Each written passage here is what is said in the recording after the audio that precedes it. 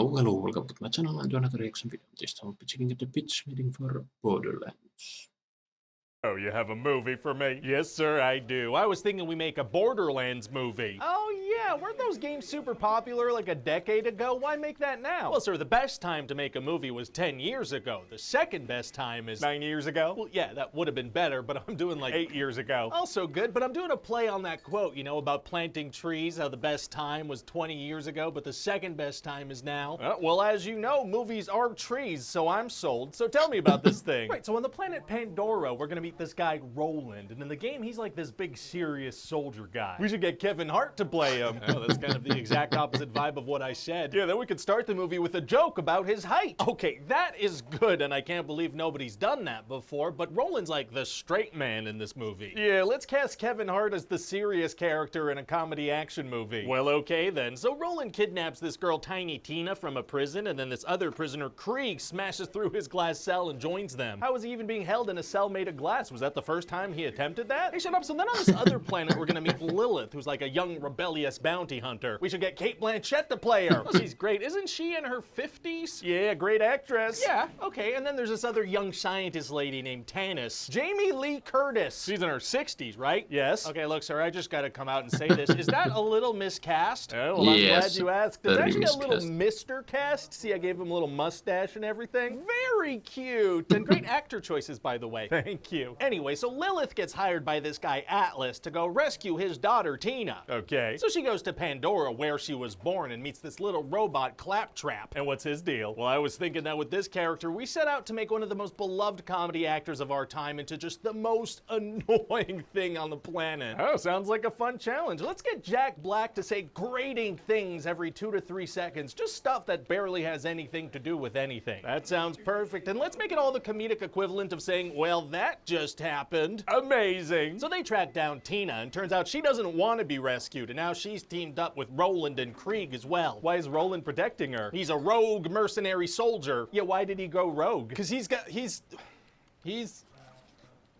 that stack of paper seems kinda thin. Yeah, to be honest, I had one of those frickin' meet cutes on the way here. What? You know when you bump into a girl and your papers go flying everywhere and then you make eye contact as you're both getting up? Did you forget to pick up all the papers? I always forget to pick up a bunch of the papers after meet cutes. Well, that's okay. We don't really need to know why the characters do what they do. Okay, thank goodness. So what happens now? Okay, well now they've all decided to protect Tina, and they're being pursued by Atlas's army led by this lady named Nox. Okay, so now we've got a fun team of outer space misfits, just like Guardians of the Galaxy. Oh, that's always fun. You see, the trick to a good Guardians of the Galaxy vibe is to make all the characters just kinda jerky. And make sure they have good, funny chemistry together, I guess. Whoa, easy there. I can't do both those things. Sorry. You're trying to get me to walk and chew gum at the same time over here, and I won't stand for it. I apologize. We'll just stick to one of those two things, whichever you think is the most important. The unlikable one. So they're gonna do funny stuff, you know, they're gonna drive through a field of urine. Pea fields are tight, so what are they trying to accomplish anyway? Oh, well, see, there's this vault that contains powerful,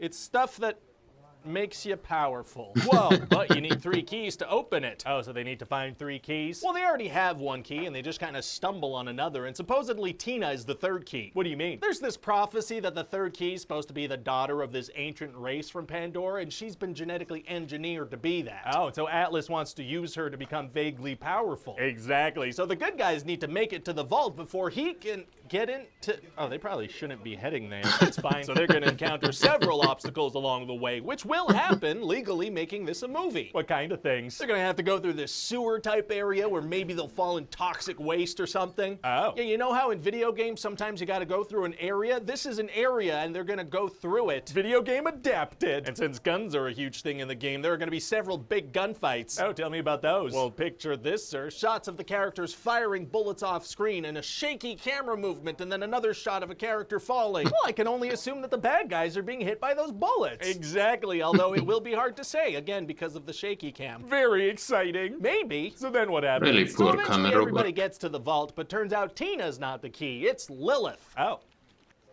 Which is a big twist. Oh, that's better. And then there's gonna be this moment where that lady Nox, she switches sides. How come? I'm not sure, but she's killed instantly. Oh.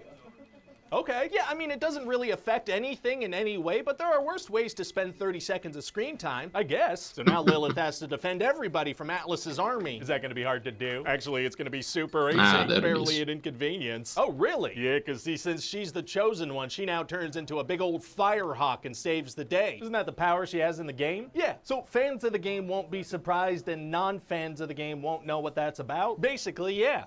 Pretty much. Who is this movie for? Who is this movie for? Sir, I'll tell you who this movie's for. This movie's for that little boy who's a fan of Borderlands, and he's always wondered why there's no movie.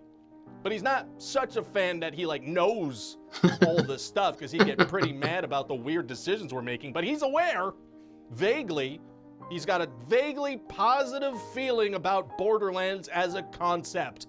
And maybe that's enough to buy a ticket. That's who this movie's for. Wow. Well said. The thing is, I'm not sure that boy exists. Well, then we might be in some trouble here. Borderlands indeed was one of the biggest flops this year, and I think they pulled the movie out of theater release and dump it in the streaming just after a few weeks. So yeah, it is indeed a really bad movie. A lot of questionable creative choices. I mean, Ryan mentioned the shaky cam and the close-ups whenever there was a gunfight. I mean, I think I read somewhere that maybe this was originally supposed to be rated, but the studio chickened out and they cut away the gore, and that's why we have this close-up mess of gunfights and whatnot.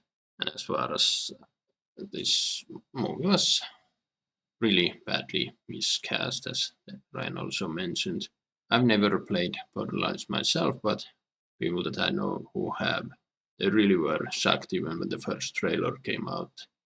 They were like, what the hell is going on? And yeah, Kevin Hart and Jack Black, I've been noticing a lot of fatigue over those two actors. They seem to be, everywhere, and they're always playing, the same kind of obnoxious characters. So, I mean, then you have, Kate Blanchett and Jamie Lee Curtis. They're great actresses, but yeah, also playing characters that's supposed to be, half their age, pretty much. That's.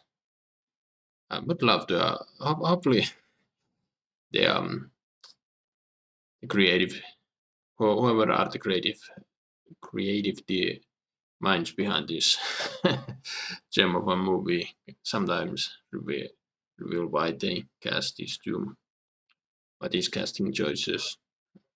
The bad guy was your typical bad guy CEO who wants the thing to get powerful, and yeah, I did recognize that actor as well. I think he was a bad guy in one of the Jason Bourne movies, and then he was in what the hell was it? Wrath of the Titans. He played Ares. Yeah, and then the jacked up guy in the mask who escaped the glass prison. He was played by the guy who played Drago's son in Creed 2 and 3. I don't know what is it with Hollywood. They're really, they are making bad movies that don't make profit. I mean, is this do studios get tax cut if they fail? Do they get bailouts that way or some shit like that? I don't know. People who know how Hollywood works, please explain it to me. But anyway, what do you guys think? Write your thoughts down below. Visit my reaction.com or like, subscribe if you want, and I will see you in another video.